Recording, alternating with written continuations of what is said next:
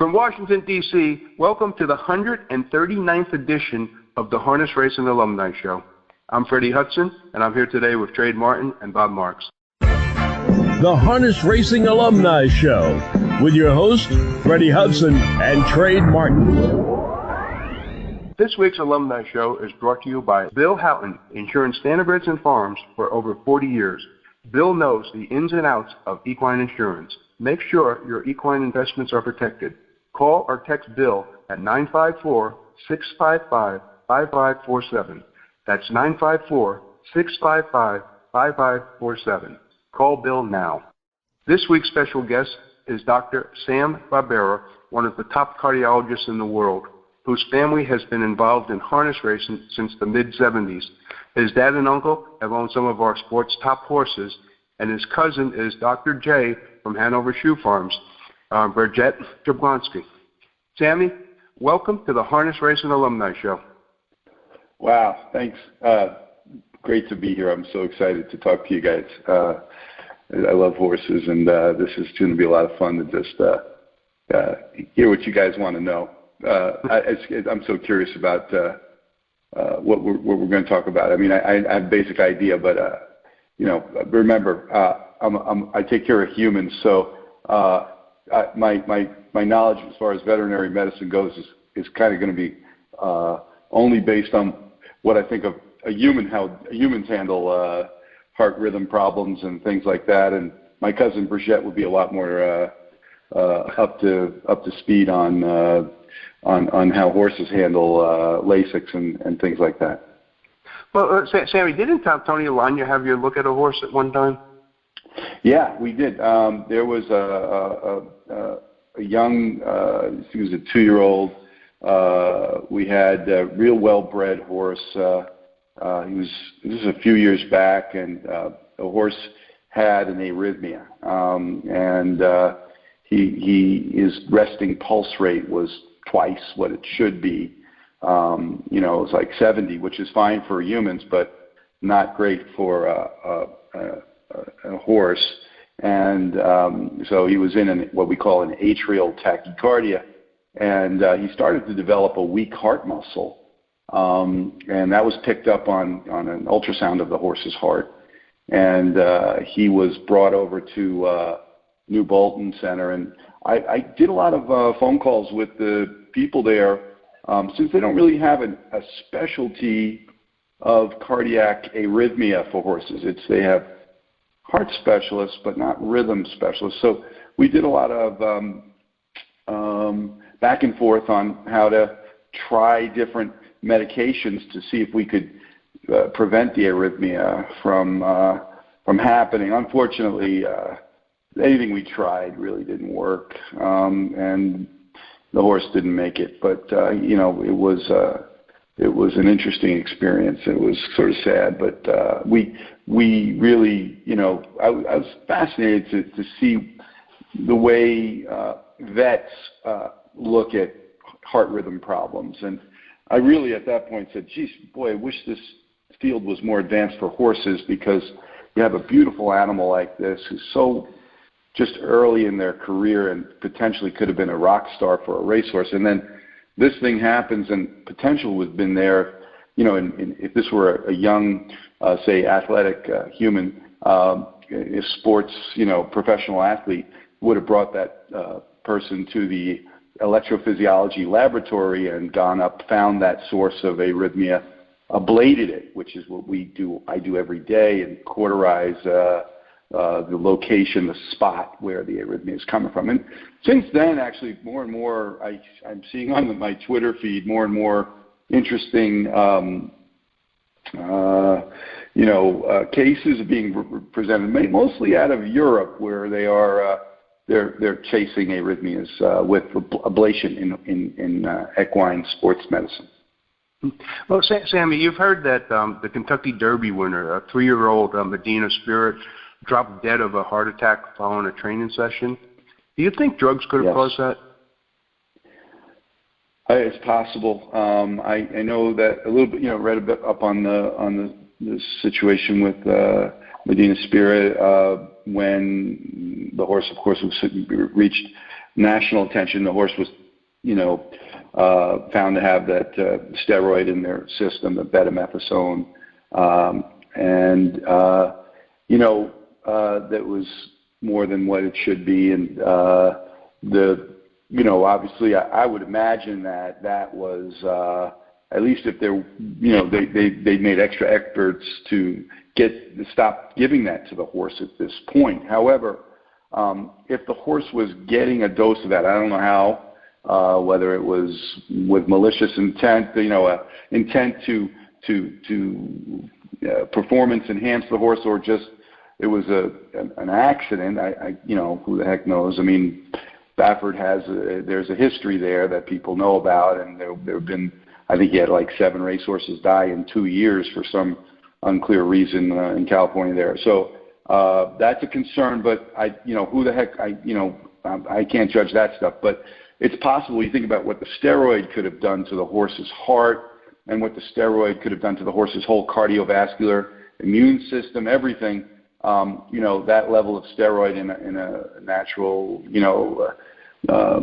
environment, a horse athletic like this, it's possible could have led to, changes in the animal that might have led to the horse being at higher risk for sudden death, which is what happened, unfortunately, to this horse. Sudden death being defined, I think, in harness race or in horse racing as a horse suddenly dying during the exercise or race, or within 1 hour of the race. And this horse apparently did. Yeah, last week's guest, we had Larry Roller on, and Larry stated that he thought that a combination of EPO and Lasix would dehydrate the horse and drop the plasma, and that was basically, he said that that's a combination for a heart attack waiting to happen. What are your thoughts on something like that? Well, yeah, I mean, it certainly is possible. The you mean EPO being erythropoietin? Is this what you're describing? Yeah. Right. So that would stimulate red blood cell production, and it could make your hematocrit high, which is just a percentage of blood cells inside the blood system, and that makes the blood a little less sort of watery. And then you add some Lasix, and horses can lose 20, 30 pounds of weight suddenly within, how many hours before the race that they have to be given. I know it's like at least 4 hours. They have to, they can't give it closer to 4 hours because of the potential to hide other substances if you give Lasix close up to race time. So 4 hours, but that could make the horse lose a ton of weight, certainly mess with their electrolytes, but it can also dehydrate the horse, and then combined with the erythropoietin, man, that is a potential disaster for incredible dehydration. That could make an animal just not be able to circulate enough, and it could put so much pressure on the heart because of the dehydration and the requirement for the demand for oxygen that's going to happen during these super high levels of competition.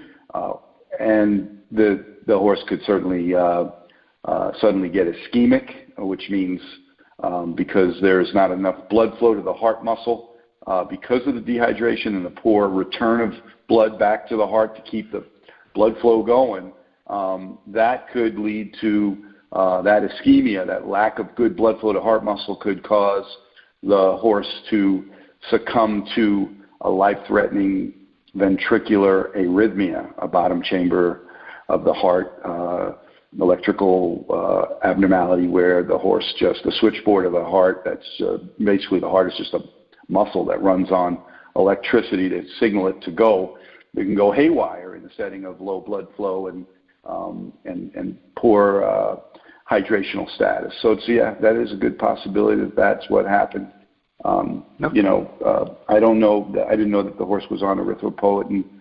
I didn't know that the horse got any Lasix, but certainly that could happen. And Lasix is definitely got its pros and cons for these horses. I know people worry about the exercise-induced pulmonary hemorrhage, and horses can die suddenly from that. So that's the potential for Lasix being beneficial for a horse during this kind of extreme competition that they get into. But I've kind of looked through some of these kind of studies where you see that horses still bleed even when they get Lasix a lot of times. So it's not that terrific at doing it, and it just adds so much at doing its purpose, which is to stop the bleeding. They still do bleed a lot of times. And then, all the other problems that can come with it. I'm sort of kind of glad in a way in my heart that why not just let things be completely natural and let horses race each other without drugs. Oh, that's a good point. I love that. And now another question for you. We just had a retired champion. Well, he retired this year as a 3-year-old, and he can't come back and race as a 4-year-old due to a heart murmur. Yes. How could someone detect that? And could that be transmittable to future offspring? Ooh, that's a good question. So that's Prefect Sting, and right. He got the Corral rule. I guess they decided not to enforce that for this horse because he has this. I don't know exactly what the murmur is from. What a heart murmur is, at least in human life as a cardiologist, we hear a sound that's not a part of the normal heart sounds when you listen with a stethoscope. And so the stethoscope and evaluation is the beginning of finding out what's going on with a murmur. But nowadays, because we have such better technology than just listening with a stethoscope, we do ultrasound, we do echocardiography, and that's just putting a probe up against the horse or the human's chest and bouncing sound waves through the thorax to get an idea. It actually draws an image for us, almost like the way a bat can navigate, of all of the structures, and you can Doppler blood flow, so you can look at exactly what's making that noise, that murmur, and so you get a really good idea. It's usually a valvular problem. There's there's basically 4 valves in the heart, and you've got the big ones that make the most noise are the mitral and the aortic. So I don't know with Prefect Sting what they found. I don't know the details of that, and I was kind of curious because it's interesting that the horse they broadcasted this. I'd worry that the value of the horse might actually go down significantly if he's got a murmur that makes him not be able to race anymore. Then his lifespan might potentially be shortened. A murmur in a human from a serious defect that would make them not be able to, perform as an athlete would be operated on and fixed. Or otherwise, the athlete would potentially die from the valvular defect that's causing the murmur. So I was kind of surprised by the whole thing. I didn't understand. I don't know enough details of the murmur in him. As far as his ability to, pass on a gene that caused this murmur and potentially affect his offspring, that's a great question. I don't know the cause of this. Now, in humans, one of the common early in life murmurs that's important that would make you stop being able to be an athlete would be, and need heart surgery, would be what we call a bicuspid aortic valve. It's one of the big valves that left ventricle pumps out into the circulation, the systemic circulation. And normally there's 3 cusps or leaflets on the aortic valve, and if you get 2, then you can't eject as much blood, and it starts to calcify, and it really does impact the lifespan of a human being, and you'd have to replace the valve eventually. So I'm curious to know what the valve defect is. If you guys know, tell me. I'd be interested to know it. But I don't know a lot about veterinary cardiology. So I lose a little bit of I feel more layman sometimes in the horse world when it comes to veterinary medicine, because I just, I'm always thinking in terms of humans. No, okay. But Sammy, many years ago, you worked for me, and you got to train some horses with me. Do you miss it? I sure do remember. I sure do. Yeah, I mean, that was one of the best times of my life. It was so much. It was an enjoyable experience. We worked hard. We got up early and we did our job, and it actually transmitted for me into my life to get those kinds of good habits and the responsibilities that come along with taking care of another creature. I do this with medicine, but now back then it was with horses, and we had so much fun. I loved just seeing these unbelievable athletes competing and getting out there and warming them up over at the Meadowlands, and those were great days, and we just had so much fun. I would love to go back into that. Maybe when I finally hang it up here or get sort of semi-retired, which maybe I can't believe it, maybe 10 years or so away from that, but I could get back into it. I definitely love watching the horses race and keeping track of all these incredible Grand Circuit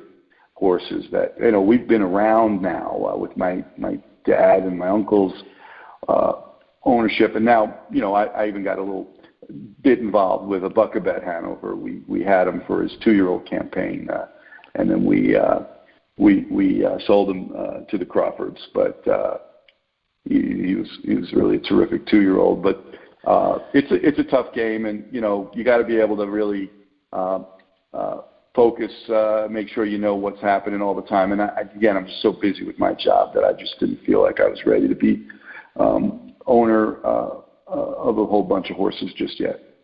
And continuing with the question, would you be concerned about breeding to that horse with the heart murmur, that it conceivably could be passed on to the next generation? Again, I really want to know what that murmur is, because like I said, there's some murmurs that can happen that are potentially genetically transmitted by a valvular defect. But then there's another one that could have been that the horse just popped a cord of his mitral valve from such strenuous racing, and it was just a freak thing, and it's not necessarily genetic, and he's going to do fine under mild circumstances, and he'll be able to pass on great genes. It's a very competitive, wonderful horse. He raced against the Abuckabet. They went head to head all the time. It was unbelievable watching those two go at it. I don't know. I'd want to know more. I would. I really think that if I were going to breed to Prefect Sting, I would look up what that valvular defect, what that murmur exactly is from. I'd want to know whether he's developed a cardiomyopathy, which is another issue. Because when they say murmur, it's so layman. It's so not really technical. It doesn't describe anything. When patients tell me they have a murmur, I go, I don't know what that means, because when you're a child, you can have a murmur too, and it's nothing. You grow out of it. There are innocent murmurs out there. So the murmur statement is just, it's not enough information to make a smart decision about health of a horse, and the genetics is another level of knowledge that you couldn't make any decisions about based on the word murmur. Okay. Bob, did you have anything else to ask Sammy? No, he certainly has answered what we needed. Great show.